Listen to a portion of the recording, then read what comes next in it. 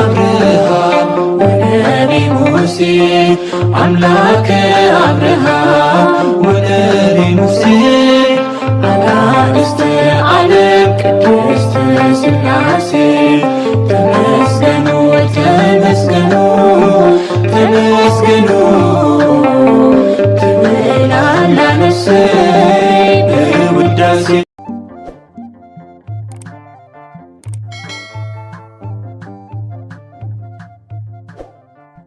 በስመ ሥላሴ በስመ አብ ወወልድ ወመንፈስ ቅዱስ አሐዱ አምላክ አሜን። ሰላም እግዚአብሔር አምላክ ምስ ኩላትኩም ይኹን። ስድራ እግዚአብሔር አምላክ ከመይ ሓዲርኩም? ኣነ እግዚአብሔር ይመስገን። ክብሪ ይስፋሕ መድኃኔዓለም ኣቦይ ልዑል እግዚአብሔር አምላኽና ክሳብ ሰዓት እዚኣ እትጸንሕ እስትንፋስ ዓዲሉ ብጸጋን ብጥዕናን ስለ ዝዓቀበናን ዘጽንሐናን ክብርን ምስጋናን ኣምልኮን ውዳሴን ንዘለዓለም ንዑ ይኹኖ። ከምኡውን ነታረርት ተሊና ቅድስተ ቅዱሳን ንጽሕተ ንጹሓን ወላዲተ አምላክ ወላዲተ ቃል ዝኾነት ቅድስቲ ኪዳነ ምሕረት ኣደይ ወዳ ብዝሃባ ክብሪ ክብርን ምስጋናን ውዳሴን ይብጽሐያ። ከምኡውን ንኹሎም ቅዱሳና እግዚአብሔር አምላኽና ብዝሃቦም ክብሪ ብዝሃቦም ቃል ኪዳን ክብርን ምስጋናን ንዘለዓለም ንዕኦም ይኹኖም ኣሜን። ሕዳር 26 ስንክሳር ዝንበብ ዝጽለ ስንክሳር ዝሰምዕ ዘንብብ ፍቕሪ ጎይታ ኣብ ልቡ ይዕንብብ ሓለዋን ጸሎትን ናይ ቅዱሳን ድማ ይረክብ። ዝክረ ጻድቅ ለዓለም ይሄሉ ዝኽሪ ናይ ጻድቅ ንዓለም እዩ ዝነብር ኣሜን። በስመ አብ ወወልድ ወመንፈስ ቅዱስ አሐዱ አምላክ አሜን። ሰማዕታት ናግራን ሕዳር 26 በዛ መዓልቲ እዚኣ ናይ ሰማዕታት ናግራን ናይ ኣቦኦም ኣባ ሂሩትን መዘከርታኦም እዩ። ኣብ 600 ክፍለ ዘመን ናግራን ናይ ሕጂ የመን ናይ ክርስቲያን ሃገርን ናይ ኣክሱም ግዛኣትን ነበረት። ናይ ንግስተ ሳባ ግዛኣት ናትና ነገስታት ምስ ገደፍዋ ዝተተንክአ ፊንሓስ ድማ ጨካን ኣይሁዳዊ ስለ ዝነበረ ንናግራን ከጥፍኣ ተመነ። ቀፂሉ ድማ ንሃገርኩም ክበጽሓ ኢሉ ብምትላል ኣተወ። ሽዑ ድማ ንህዝብናን ካህናትናን ኣኪቡ ንክርስቶስ ክሓዱ በሎም። ጽኑዓት ክርስቲያን ግን ኣይግበርን ኣይፋልን በልዎ። ንሱ ግን ልዕሊ 4000 ዝኣኽሉ ካህናትን ዲያቆናትን ምሁራንን ጨፍጨፈ። ነዚ ገይሩ ሕጂ ኸዳኣ በሎም። እቶም ህዝቢ ግን ሕጂውን ካብ ፍቕሪ ክርስቶስ ዝፈልየና የለን በልዎ።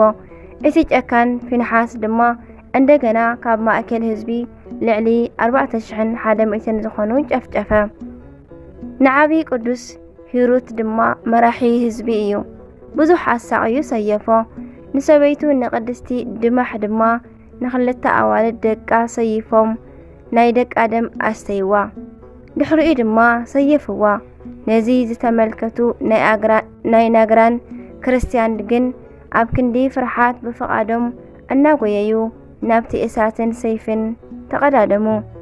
እታ ከተማ ድማ እናነደደትን ደም እናፈሰሳን ን40 መዓልትታት ጸንሐት። ነዚ ዝሰምዐ ቅዱስ ንጉስ ካሌብ ንጉስ ኣክሱም ድማ በጺሑ ነቶም ዝተረፉ ኣድሒኑ ንፊንሓስ ምስ ወተሃደራቱ ኣጥፍኦ።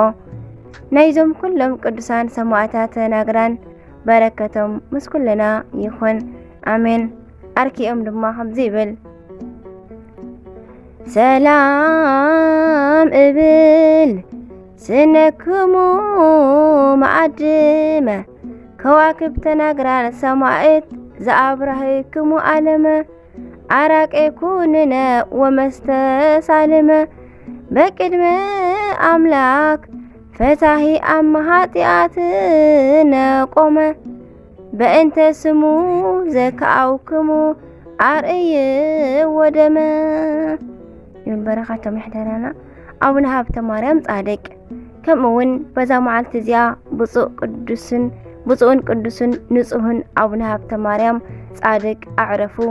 እዞም ጻድቅ አቦና መካነ መውላዶም ኣብ የራውዒ ዝተባሃለ ቦታ እንትኸውን እንከሎ አቦኦም ድማ ፍሬብሩክ ኣዲኦም ድማ ቅድስቲ ዮስቲና ትበሃል። ብፍላይ ቅድስቲ ዮስቲና ብጣዕሚ ጽብቕቲ ፈታዊት ምጽዋት ብረኽቲ ሰበይቲ ነበረት።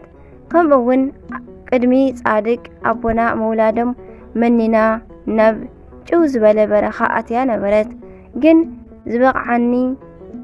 ዝበቕዓኒ መናኒ ኣቦ ረኸባ እሞ ካብ ማህፀንኪ ሕያዋይ እሩህ ናይ ቅድስቲ ስላሴ ባርያ ኣለሞ ተመለሲ ኢልዋ እንደገና ተመልሰት። ንጻድቅ ኣቦና ወሊዳ ኣዕብያ እንደገና መኒና ብተጋድሎ ጸኒሓ 7 ኣኽሊላት ተቐቢላ ኣዕረፈት። በረኸት ቅድስት ዮስቲና ዓድና ይሕደረና። ናብ ናይ ጻድቅ ኣቦና ዜና ህይወት ክንምለስ ድማ ኣቡነ ሃብተ ማርያም ገና ህፃን እንከለዉ ምስ ኣዲኦም ቆይሞም ክቐድሱ እንከለዉ እግዚኦ መሐረነ ክርስቶስ ክበሃል ሰሚዖም ነዛ ጸሎት ብህፃን አንደበቶም ሒዞም ለይቲ እንዳተንስኡ በጃኻ መሐረና እንዳበሉ ይሰግዱ ነበሩ። ወዲ 5 ዓመት ህፃን ከምዚ ክገብር ምርኣይ በእውነት የደንቕ እዩ። ቁሩብ ዕቢ ኢሎም ኣብ ጓስነት እንከለዉ እውን ፍጹም ተሓራምን ጸዋምን ነበሩ። ጸጋኦም ስለ ዝበዝሓሎም ቆልዓ እንከለዉ ብዙሕ ተኣምራት ሰሪሖም እዮም። ናይ ፈጣሪኡ ስም ዘቃለለ ሓደ ጓሳ እውን ኣብ ልዕሊ ኣየር ሰቒሎም ኣውዒሎም እዮም። ድሕሪኡ ግን ንኣካለ መጠን ምስ በጽሑ ናብ ትምህርቲ ቤት ኣትዮም መጻሕፍቲ ከዓ ኣጽኒዖም መነኑ። ብናይ ኣባ መልከ ጸድቅ ኢድ ድሕሪ ምምንኳሶም ዝሰርሕዎም ትሩፋትን ዝነበሮም ተጋድሎን ግን ብናተይ ድኻምነት ድኹም ሰብ ክዝርዝር ኣይከኣልን እዩ። ኣብ ውሽጢ ባሕሪ ሰጢሞም 500 ጊዜ ይሰግዱ። ብመዓልቲ እውን 40 ወንጌልን 150 መዝሙረ ዳዊትን ይጽልዩ። ኣብ 40 መዓልቲ ቀጺሎም እውን ኣብ 80 መዓልቲ ሓንቲ ጊዜ ጥራሕ ይበልዑ ነበሩ። ምግቦም ከዓ ሳዕርን ቆጽልን ጥራሕ እዩ ዝነበረ። በብ መዓልቱ ብዘይ ምቁራጽ ማዕጠንቲ ይዕርጉ ነበሩ። ካህን ስለ ዝኾኑ ወትሩ ብንጽህና ቅዱስ ስጋኡ ይበልዑ፣ ክቡር ደሙ ድማ ይሰትዩ። ብፍጹም እውን ኣብ ውሽጢ ልቦም ቂምን ክፍኣትን ኣይሕድሩን ነበሩ። በዚን ብኻልእን ትሩፋቶም ድማ ደስ ዝበሎ ጎይታናን ኣምላኽናን መድሓኒናን ኢየሱስ ክርስቶስ ድማ ነዞም ጻድቕ ናይ እሳትን ናይ ብርሃን ሰረገላን ሂብዎም ብእንዳበረሩ ኢየሩሳሌም ይኸዱ ነበሩ። ድሕሪ ብዙሕ ናይ ተጋድሎ ዘመናት ድማ ናይ ክብሪ በዓል ቤት መድሓኒና ኢየሱስ ክርስቶስ ኣእላፍ መላእክት ኣኸቲሉ መጺኡ ከምዚ በሎም፣ ምእንታይ ጥሜትን ጽምእን ስለ ዝተዓገስካ፣ ስለ ምናኔኻ፣ ስለ ዝተባረኸ ምንኩስናኻ፣ ስለ ንጹህ ድንግልናኻ፣ ቂምን በቐልን ስለ ዘይምብዛሕካ፣ ስለ ንጹህ ክህነትካን ማዕጠንትኻን፣ ቅዱስ ወንጌል ብፍቕሪ ስለ ምንባብካን 7 ኣኽሊላት ክህበካ እየ። ኣብ ሰማይ ድማ ኣብ ጎኒ መጥምቀ ቅዱስ ዮሐንስ 500 ናይ ኣዕምዲ ዕንቁ ዘሎ ኣዳራሽ ሂበካ ኣለኹ። ብስምካ ዝልምኑ ብቓል ኪዳንካ ዝምሕፀኑ ኩሎም ድማ ክምሕረልካ እየ በሎም። ቅዱሳን መላእኽቲ ከዓ ሃብተ ማርያም ሓውና እናበሉ ሓቐፍዎ።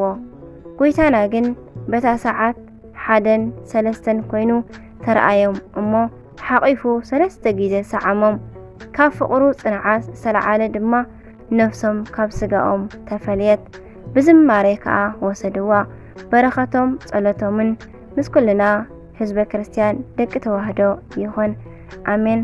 ኣርኪኦም ድማ ከምዚ ይብል፣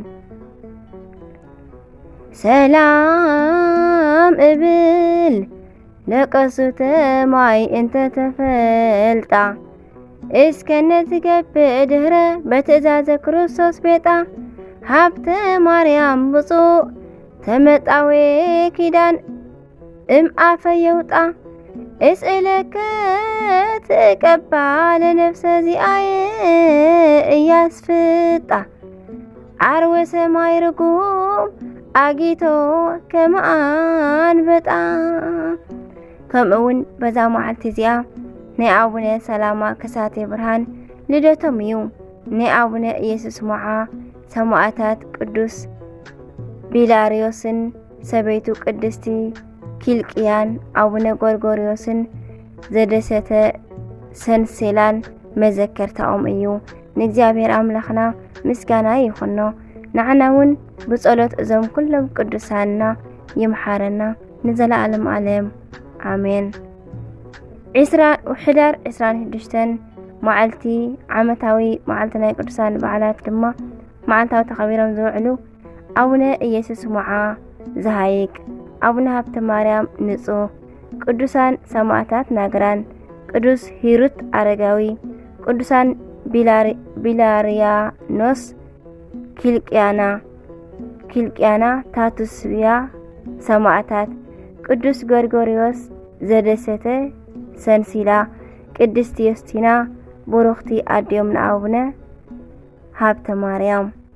ወርሓዊ በዓላት ድማ ቅዱስ ቶማስ ሐዋርያ፣ ቅዱስ ኣቡነ ሰላማ ከሳቴ ብርሃን። አሜን። ወስብሐት ለእግዚአብሔር ወለወላዲቱ ድንግል ወለመስቀሉ ክቡር። ዝወደቐን ዝነጠበን ድማ ብኣፈ ቅዱሳን ድጓን መላእክቲ ተኣረመለ። አሜን። ስንክሳር ድሰምዕ ዘንብብ ፍቕሪ ጎይታ ኣብ ልቦይ ይዕንብብ ሓለዋን ጸሎትን ናይ ቅዱሳን ድማ ይረክብ። ዝክረ ጻድቅ ለዓለም ይህሉ ዝኽሪ ናይ ጻድቅ ንዓለም ይዝነብር። አሜን አሜን አሜን። ለይኩን